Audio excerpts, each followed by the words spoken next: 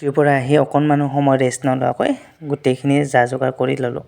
যিহেতুকে ৰাতিৰ সাঁজ বনাব লাগিব আৰু এইফালে এতিয়া আদা নহৰুখিনিও ৰেডি কৰি ল'লোঁ বাকী সকলো মাংস বনাবলৈ যা যোগাৰখিনি কৰি ল'লোঁ আৰু এইফালে ভাতকেইটা প্ৰথমতে বহাই দিলোঁ ভাতকেইটা নমাই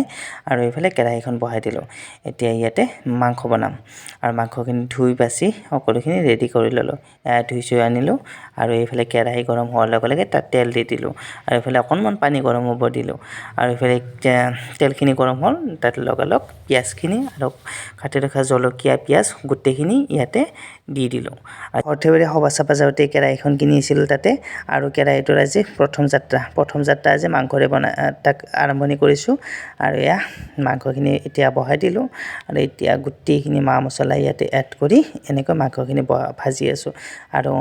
আদা নহৰুখিনি আগতে দি দিলোঁ যিহেতুকে আদা নহৰু কেঁচা গোন্ধটো ভাজিলে ভালকৈ গুচি যায় আৰু সেইকাৰণে এতিয়া দিয়াৰ পিছত আলুখিনি দি দিলোঁ আৰু কেঁচা মটৰো ইয়াতে দি দিছোঁ বিলাহী দিছোঁ গোটেইখিনি এড কৰি এনেকৈ ভাজি আছোঁ পানী অকণমান প্ৰথমতে দি ল'লোঁ তাই নেক্সট টাইম আকৌ অকণমান পানী শুকাই গ'ল এনেকৈ ভাজি আছোঁ ভাজাৰ পিছত আৰু তাতে